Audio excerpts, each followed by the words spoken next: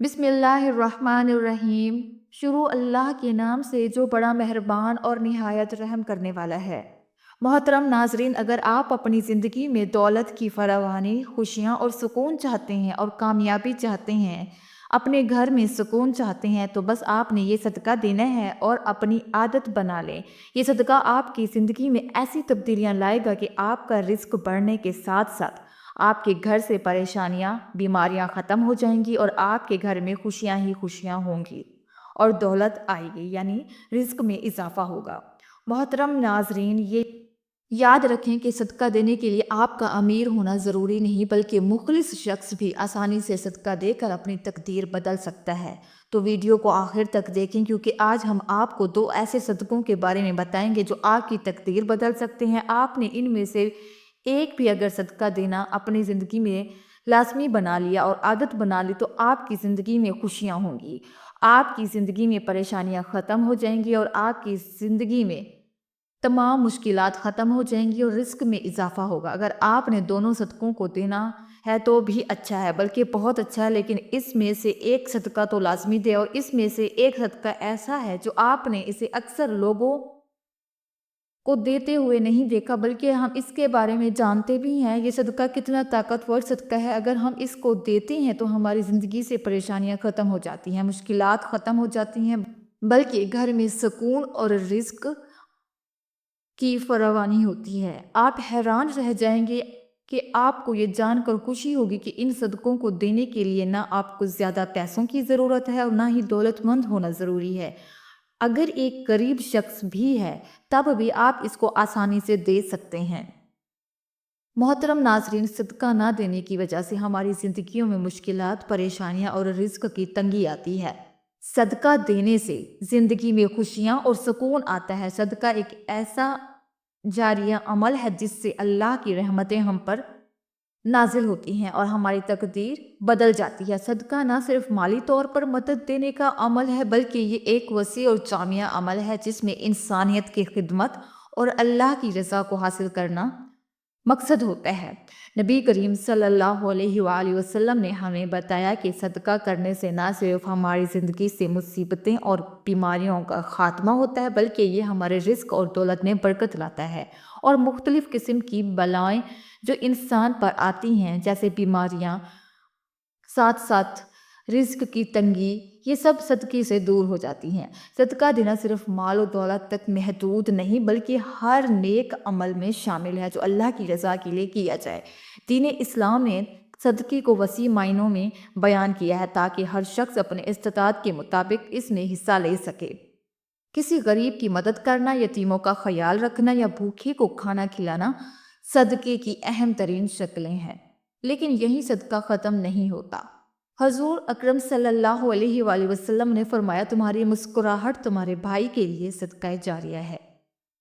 یعنی کسی کو خوش دیکھنا، خوشی دینا، اچھے اخلاق کا مظاہرہ کرنا اور دوسروں کو اپنے عمل سے خوش کرنا بھی صدقہ ہے۔ اسی طرح کسی 2 افراد کے درمیان صلح کروانا، ان کے دلوں کو قریب کرنا یا کسی کا جھگڑا ختم کروانا بھی صدقے کی بہترین شکل ہے، کیونکہ یہ دلوں کو جوڑنے اور محبت پھیلانے کا ذریعہ بنتا ہے۔ صدقہ نہ صرف مالی یا جسمانی مدد ہے، بلکہ زبان اور دل سے کیے گئے اعمال بھی صدقے میں شامل ہے۔ کسی کو نیک مشورہ دینا، کسی کو بھٹکنے سے روکنا، راستے سے تکلیف دہ چیز ہٹانا یا کسی کی عزت و آبرو کی حفاظت کرنا بھی صدقہ ہے۔ یہ تمام اعمال معاشرے کو بہتر بنانے اور لوگوں کے دلوں میں سکون اور محبت پیدا کرنے کا ذریعہ ہے۔ آخر میں ہمیں یہ سمجھنا چاہیے کہ صدقہ نہ صرف دوسروں کی زندگی بہتر بناتا ہے، بلکہ ہمارے گناہوں کا کفارہ بھی بنتا ہے۔ اللہ کے نزدیک ہمیں بلند درجات عطا کرتا ہے، اس لیے ہمیں اپنے قول و فعل میں ہر طریقے سے صدقہ کرنے کی کوشش کرنی چاہیے، کیونکہ یہ اللہ کے ہاں سب سے محبوب عمل ہے۔ صدقہ دینا اللہ تعالیٰ کی رضا حاصل کرنے کا بہترین ذریعہ ہے۔ یہ عمل نہ صرف گناہوں کا کفارہ بنتا ہے، بلکہ مصیبتوں کو ٹالتا ہے، رزق میں برکت کا سبب بھی بنتا ہے اور ہمارے رزق میں اضافہ ہوتا ہے۔ محترم ناظرین، اب ہم بات کرتے ہیں ایک واقعے کے بارے میں۔ مدینہ منورہ میں پانی کی کمی کے وقت ایک یہودی کے پاس ایک کنواں تھا جس کا پانی وہ مہنگے داموں بیچتا تھا۔ حضرت عثمان رضی اللہ تعالیٰ عنہ نے وہ کنواں خرید لیا اور اسے عام مسلمانوں کے لیے وقف کر دیا۔ آپ نے اس نیت سے صدقہ کیا کہ اس کا اجر قیامت تک جاری رہے۔ آج بھی اس کنویں سے حاصل ہونے والے وسائل کا فائدہ مسلمانوں کو ہو رہا ہے اور حضرت عثمان رضی اللہ تعالیٰ عنہ کا یہ صدقہ جاری ہے۔ ایک اور واقعہ ہے کہ ایک نیک عورت کا ہے جو اپنی مالی مشکلات کے باوجود ہر جمعہ کو اللہ کی رضا کے لیے صدقہ کیا کرتی تھی۔ وہ ہمیشہ ایک مسکین کے لیے کھانا تیار کرتی تھی اور اسے اپنے ہاتھوں سے پیش کرتی۔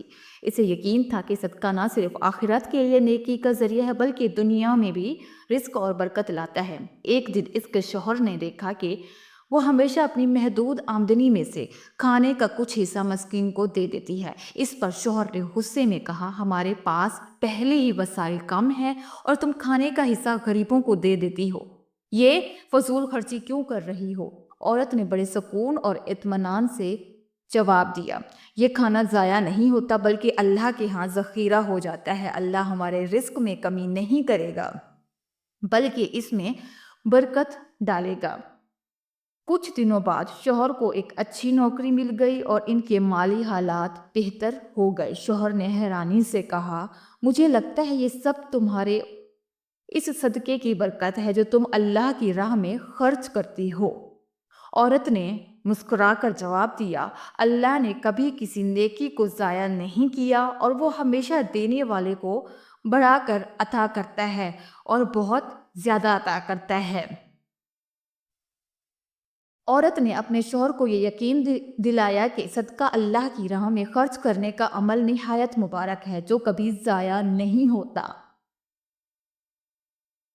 بلکہ اللہ تعالیٰ اس کا اجر دگنا دیتا ہے، دنیا میں بھی اور آخرت میں بھی۔ اس عورت نے یہ عمل اللہ کی رضا کے لیے کیا اور اس کی نیت کو اللہ نے قبول فرمایا۔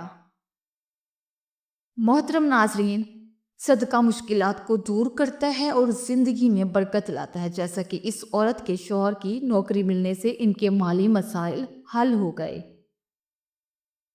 اسی طرح ہمیں چاہیے کہ ہمیں بھی اپنی زندگی میں صدقہ دینا عادت بنا لیں۔ یہ عورت مالی مشکلات کے باوجود صدقہ دیتی رہی اور اللہ نے اس کے عمل کو بے حساب بڑھا کر بدلا دیا۔ صدقہ ہمارے گناہوں کا کفارہ اور رزق میں اضافے کا سبب ہے۔ ہمیں اس عورت کی مثال سے سیکھنا چاہیے کہ خلوص نیت سے دیا گیا صدقہ اللہ کی بارگاہ میں کبھی ضائع نہیں ہوتا بلکہ اس کے بدلے دنیا اور آخرت میں بے حساب انعامات ملتے ہیں۔ محترم ناظرین، اب ہم آتے ہیں صدقے کی طرف کہ آپ نے صدقہ کیا دینا ہے۔ پہلا صدقہ یہ ہے کہ کسی بھی جانور کو جو آپ کی ملکیت میں نہ ہو آپ نے کھانا یا پانی دینا ہے۔ آپ کو بس یہ دھیان رکھنا ہے کہ آپ یہ صدقہ کسی ایسی جانور کو دیں جو آپ کی ملکیت میں نہ ہو۔ محترم ناظرین، اس صدقے سے آپ کی پریشانی دور ہوگی، آپ کے رزق میں برکت ہوگی اور گھر میں سکون ہوگا۔ آپ نے بس یہ چیز خیال رکھنی ہے کہ وہ آپ کی ملکیت میں نہ ہو، جیسے جانور میں ہو سکتا ہے بلی، گائے، بکری، کتا، کچھ بھی، ٹھیک ہے۔ آپ نے یہ صدقہ دینا ہے اور اس صدقے کے لیے یہ ضروری بھی نہیں کہ آپ مالدار ہو، آپ اپنے استطاعت کے مطابق صدقہ دے سکتے ہیں۔ اسی طرح آپ یہ بھی کر سکتے ہیں کہ آپ اپنے گھر کے باہر یا گھر کے چھت پر پرندوں کے لیے دانہ اور پانی کا انتظام کر دیں۔ یہ آپ کے لیے بہت ہی اچھا ذریعہ ہے اللہ کو راضی کرنے کا اور اپنے رزق میں برکت کا، اور انشاءاللہ آپ کے رزق میں برکت ہوگی، آپ کے گھر میں بہت دولت آئے گی اور سکون ہوگا انشاءاللہ۔ دوسرا صدقہ یہ ہے کہ آپ نے اپنی خواہش کے لیے یا جائز مقصد کے لیے، اپنے حاجت کے لیے آپ نے اول آخر 11 مرتبہ درود ابراہیمی پڑھ کر آپ نے درمیان میں یا اللہ یا قادر 12 مرتبہ پڑھنا ہے۔ اس کے بعد آپ نے ایک مٹھی چینی چونٹیوں کو ڈالنی ہے۔ محترم ناظرین، آپ نے اس صدقے کو ہفتے میں ایک دفعہ ضرور کرنا ہے۔ یہ آپ نے دوسرا جو صدقہ بتایا ہے وہ آپ نے اپنی زندگی میں لازمی روزانہ دینا ہے اور عادت بنا لینی ہے۔ آپ نے کسی جانور کو روزانہ کوئی نہ کوئی، چاہے پانی ہو، آپ نے صدقہ دینا ہے۔ انشاءاللہ آپ کی ہر پریشانی دور ہوگی، آپ کے رزق میں برکت ہوگی، آپ کے گھر میں سکون آئے گا۔ محترم ناظرین، اگر آپ کو یہ ویڈیو پسند آئی ہے تو ویڈیو کو لائک کر دیں اور چینل کو سبسکرائب کر دیں، اور کمنٹ باکس میں اللہ تعالیٰ کے 99 ناموں میں سے ایک نام ضرور ٹائپ کریں۔ اللہ تعالیٰ ہم سب کا حامی و ناصر ہو۔